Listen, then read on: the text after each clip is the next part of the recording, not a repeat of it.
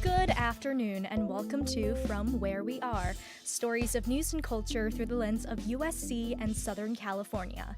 I'm Tina Zhang and we're coming to you live from Studio B in USC's Annenberg Media Center. And I'm Carla Cruz. It's Wednesday, March 11th, 2026. On today's show, we discuss the first granddaughter of the United States, a Bad Bunny book talk, a USC alum wins the James Beard Award for his Inglewood restaurant, and a severe weather alert hits Southern California. All that and more from where we are. But first, today's headlines. Canadian authorities say multiple shots were fired by two unidentified suspects at the U.S. consulate in Toronto Tuesday morning. There were no reports of injuries, and the shooter's motives are still being investigated by the FBI. The Premier of Ontario, Doug Ford, addressed the matter on X, stating, quote, "The shooting that took place at the U.S. consulate early this morning is an absolutely unacceptable act of violence and intimidation aimed at our American friends and neighbors." A major anti-child trafficking crackdown across California, Arizona, and Nevada has led to the rescue of more than 36 missing children. Officials say 37 minors were recovered during the 4-day operation known as Operation Safe Return, which involved federal, state, and local agencies. 7 people were arrested, and investigators say some of the children had been victims of sexual assault or child sex trafficking. Former Starbucks CEO Howard Schultz announces he's leaving Seattle. His move comes on the heels of Washington state lawmakers advancing a so-called millionaire tax. This would mean a nearly 10% annual tax on personal income over $1 million. According to CBS News, Schultz didn't cite the wealth tax in his announcement posted late Tuesday about his planned move to Florida, but he wrote that he hopes Washington state, quote, will remain a place for business and entrepreneurship to thrive, creating essential opportunity for those in Seattle and the surrounding areas. LAUSD Superintendent Alberto Carvalho is breaking his silence after the FBI served search warrants at his home and office last month. He denies any wrongdoing, despite the district school board having placed him on paid administrative leave during the federal investigation. In a statement released Tuesday, Carvalho said he's confident evidence will show he acted in the best interests of students. So far, the FBI has not disclosed what the investigation involves. 5 faculty members have been appointed university professors and distinguished professors. Andrew T. Guzman, Provost and Senior President for Academic Affairs, stated in an email to the USC community, quote, "These distinctions are awarded annually to select outstanding faculty who have brought new distinction and honor to our university through their work." The professors appointed to these awards are Darius Lakdawala, Heinz Josef Lentz, Maria P. Aranda, David Hirschleifer, and Chanita Hughes Hulbert.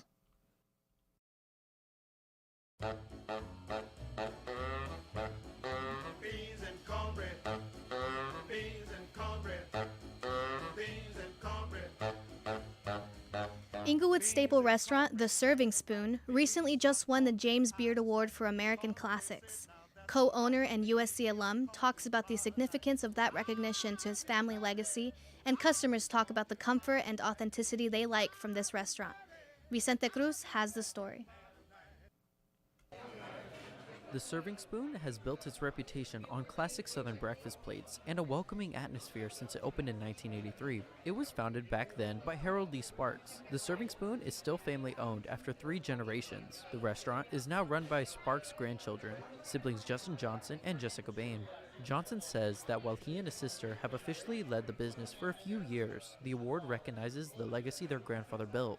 They are rewarding legacy businesses like ours, generational businesses, things that give back to the community, that are, of course, delicious. Still, he says, legacy alone isn't enough, and this award reassures them that they're doing something right. Thankfully, we took over the business with the customer base already baked in, but that still cannot be enough sometimes. If we're still not delivering, people will stop coming, and so this is a testament to show that we are still delivering, that we are carrying on the legacy of our family properly. And the serving spoon isn't slowing down. Johnson, who's studying for his MBA at USC Marshall, says the family plans to expand the business. The plan is to bring their famous fried chicken wings, salmon croquettes, and catfish fillets to more of Los Angeles. We are planning on opening up a ghost kitchen pretty soon in the mid-city area, so we're looking forward to that, where we'll be all takeout and online ordering, and then ideally, with my degree from Marshall, hopefully, make some connections and continue to, network and expand the business. Customer Jasmine Sepulveda had this to say about the environment the restaurant has created and what makes it stand out to her. It just feels really homey. It has a nice southern touch to it. Honestly, it's like just home soul food. It's honestly really good. It's hard to find food like this in this restaurant anywhere around LA, honestly. This is reflected in the James Beard Foundation's review, which described the serving spoon as a place where all can gather and feel at home over heaping portions of affordably priced and impeccably prepared Southern fare. The serving spoon is set to receive its America's Classic Medal at the Lyric Opera of Chicago on June 15th. For Annenberg Media, I'm Vicente Cruz.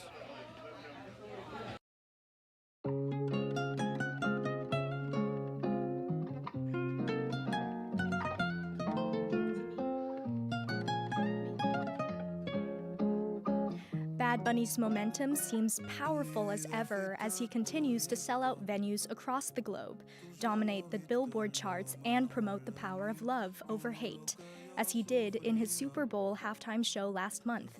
This afternoon, Wallace Annenberg Hall hosted authors of PFKNR, How Bad Bunny Became the Global Voice of Puerto Rican Resistance. Maria Laguna has the story. Understanding the intersection between art and activism is something many creatives have strived for. Bad Bunny has succeeded in it, and not just sonically. Today, 2 professors who studied Bad Bunny came to USC. One is Vanessa Diaz, a journalist and an associate professor of Chicano and Latino studies at Loyola Marymount University. The other is Petra Rivera-Rudeau, an associate professor and chair of American Studies at Wellesley College. The 2 joined forces to write a book centering on Bad Bunny's influence and message of strength to the Latinx population. That book is PFKNR, How Bad Bunny Became the Global Voice of Puerto Rican Resistance. The 2 authors were joined at Wallace Annenberg Hall by Josh Kunn, Annenberg Communications Professor and inaugural Vice Provost for the Arts.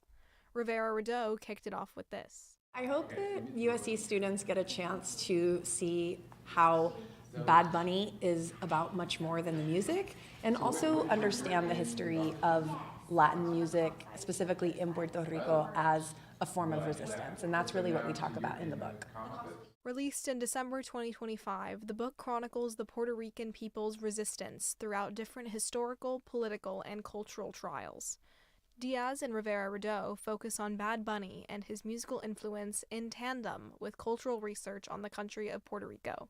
Latin trap and reggaeton music have been an accessible way for listeners to push back against police brutality, segregation, and gentrification since the 1980s, according to Diaz. It's become more commercialized. It has changed a little bit, but at the same time, it still remains a space where people can do that, and we see Bad Bunny doing that all the time. The authors also drew from interviews with other musicians, politicians, and journalists to create this book. They noted that they believe the more famous Bad Bunny gets, the more politically involved he may get.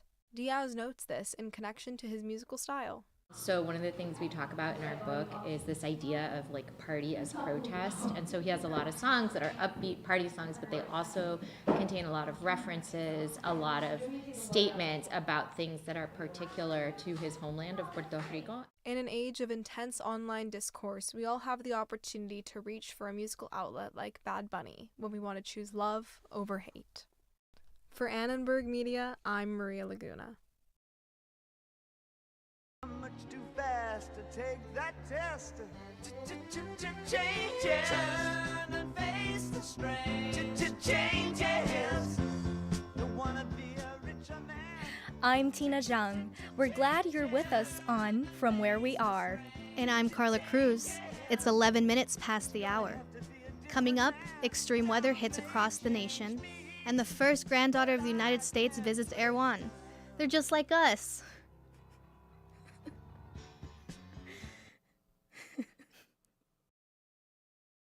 My first Record-breaking heat wave at the end of the week, with temperatures expected to go high into the 90s. Extreme weather seems to be a regular.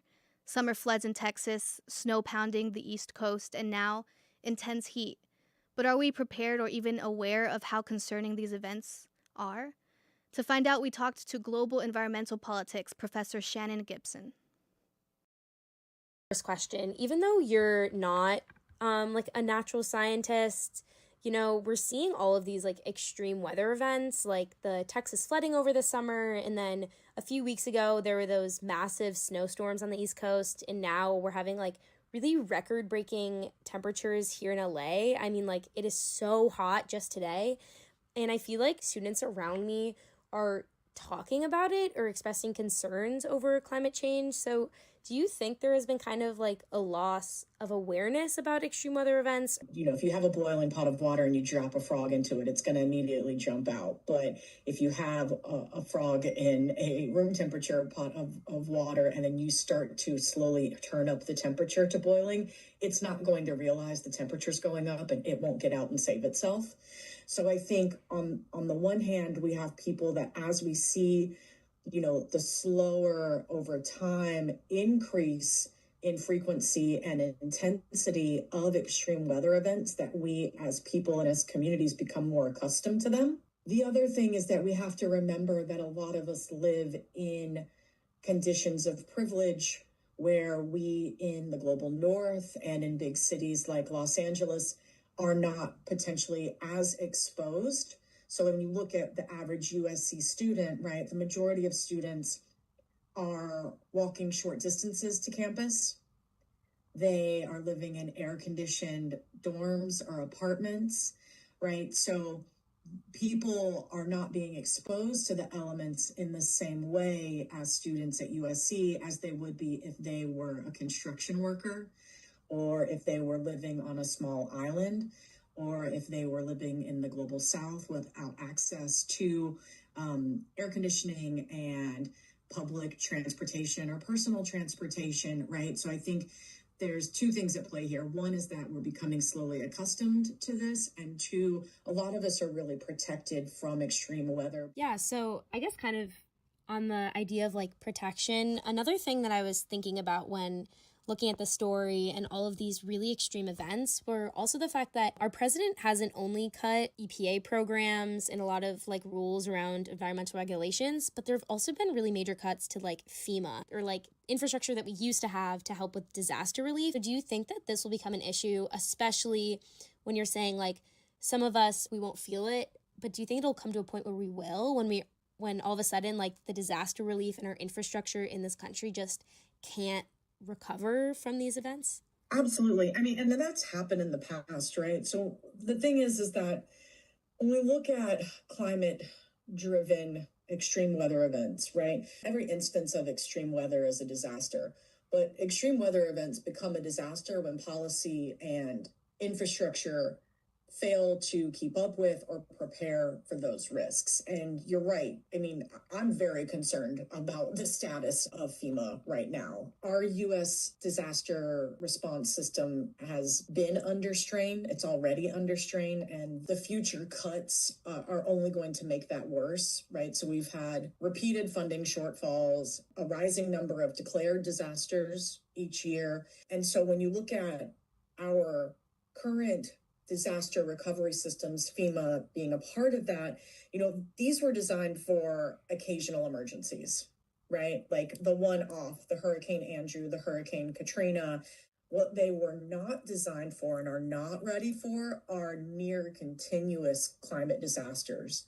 And that's the stage that we are hitting now. Apart from like literally just like deregulating environmental laws and like protections, the president has had a lot of rhetoric around climate change, really downplaying it. Does that kind of rhetoric still influence maybe our lack of awareness around these events? Domestically, I think when he, goes on Twitter and conflates weather with climate change, it provides cover for those in the climate denier camp to kind of continue selling and pitching this false idea that weather and climate change are the same thing or that they're interchangeable, and that's just not true. At the global level, I think that President Trump's statements, both at the United Nations General Assembly and in other forums, have kind of had a twofold effect. So it's been fascinating to watch, for example, China in particular to come out and to make even more aggressive and ambitious climate commitments and to kind of fill some of that power vacuum. On the other hand, though, what we've seen is that some countries and some regions, for example, the European Union, were late to get their commitments in. Their commitments have been a bit more tepid, not as ambitious as they used to be. So while other countries aren't necessarily jumping ship, it does give some countries the ability to say, like, well, we're not as bad as the United States. Those were all the questions I had for you. So the last thing I just want to ask is, what should students know and pay attention to, especially in the next week while they're experiencing this LA heat wave? I think students should really try to pay attention to the inequity that exists around the impacts of climate change, right? So while they themselves may not be feeling this as strongly, think about the untold amounts of homeless individuals in and around LA, right? You don't have to walk too far off this campus to see people who are being impacted in very different ways. And just really paying attention to the fact that even though you may not be feeling it yourself, that there are for sure a number of communities in LA County that are feeling this, and it's impacting not only their physical health, but also their mental health. Well, thank you so much. That was everything I had for you. This was a great conversation, and I'm so glad I got to talk to you. All right. Well, thank you very much. Of course.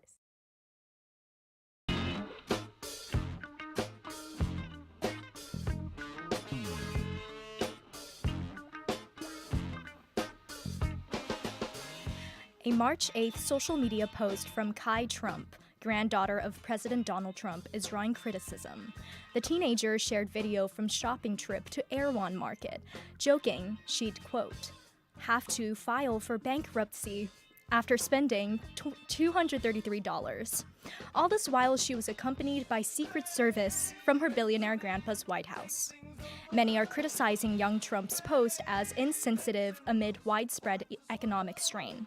What does the backlash reveal about how we view wealth and privilege online? Naya Monet has the story. Over the weekend, Donald Trump's granddaughter Kai went viral after she took her Secret Service detail to a Culver City Erewhon. Among other things, she complained about the price of jarred dates. Who even eats dates? Later in the video, she joked that she might go bankrupt in the store after spending a little over $200, and this ignited a social media storm. The blowback in part stemmed from past comments her grandfather has made boasting about his wealth and falsely claiming that grocery prices have decreased under his leadership. Kai's comments follow in a long line of controversies plaguing privileged influencers, and it highlights a stark reality about social media use in modern culture. Technology is drastically affecting how we see the world and how we hold people accountable. With the millions of Americans that are struggling right now under the current economy with this new administration, a lot of people are not able to buy groceries for themselves, even the typical things that you would just need on a daily basis. That's Kendall Foster, a sophomore majoring in journalism. She, like many on social media, doesn't think someone so privileged should be complaining about high prices in a popular upscale store, while the rest of the world struggles with more pressing issues. The first granddaughter also complained about the price of a $20 collagen smoothie. That didn't go down smoothly for Angela Mvogo Edzwa. To perform these kind of ostentatious displays of wealth, and then also to be like, oh, I have to file for bankruptcy amidst a mass recession that her family, her grandfather is directly responsible for, I think it's absolutely tone deaf and honestly a mockery. David Craig, Associate Professor of Global Media and Communication at USC Annenberg, notes that the negative response to Kai Trump's video is nothing new. This is the rise of creator culture and the creator economy is now over 20 years old now. And for the better part of that experience, a lot of the creators have been criticized rightfully for appealing to what we call an aspirational culture, basically trying to portray a glamorous lifestyle, an exotic lifestyle, and certainly a wealthy lifestyle. Craig says we've seen this type of reaction to content from influencers like the Kardashians for years. But the fact that Kai Trump is related to the President of the United States strikes a different nerve. These are emotional platforms. They are built exactly for emotion, and one of the strongest emotions that we have is anger. Craig cautions that paying such close attention to what influencers do wrong may blind people from the good work that some creators are doing. The risk that we take is that we look at someone like Kai Trump and then use that to blame all of creator culture for what's going on in the world. And it's more complicated than that. And again, I would hate to do that at the expense of remarkable creators who are out there doing responsible and accountable work and representing their online communities and entering into what are fair and equitable business deals and models to support their lifestyles and their careers. As social media becomes a more prominent vehicle for news consumption, Craig believes it has also revealed an unsavory truth about human behavior. Calling meme culture has created a space for everyone to both participate in collective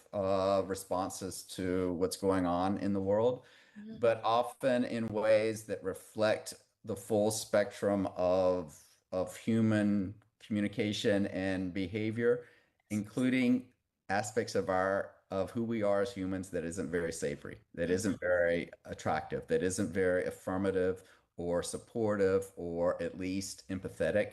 What can I say? Perhaps the message from all this was really, let them eat dates. But as we move forward, Craig urges people to use social media responsibly and to see people as people, because online we only get a very small piece of a much larger puzzle. For Annenberg Media, I'm Naya Mane.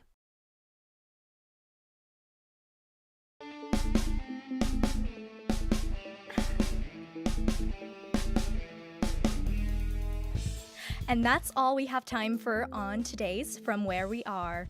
Carl Mossad was the executive producer for today's show. Naya Mane and Lizzie Liato produced today's show. Our board operator is Tate Harahan. Our live stream manager is Will Gwynn. Our audio director is Leslie Burstein Rojas. Sebastian Gruba is our technical supervisor. And Derek Renfro composed our theme music. Catch us live on YouTube at Annenberg Radio News Monday through Thursday at 5 p.m. Subscribe to From Where We Are for wherever you're listening right now. Finally, don't forget to follow us on Instagram at Annenberg Radio. I'm Tina Zhang. And I'm Carla Cruz. From all of us at Annenberg Radio, wherever you are, we hope you'll join us again for From Where We Are. Carla, have you seen that Instagram has been trying to adopt TikTok ways? What do you mean? Have you seen? Okay, I've seen on my iPad that the format is now, the homepage is replaced by Reels. And apparently they're moving towards that for iPhones as well. How do you feel about that? All I'm going to say is Instagram will never be TikTok. That's Sorry, what I'm Mark saying. Zuckerberg. Yes. That's it. That's all.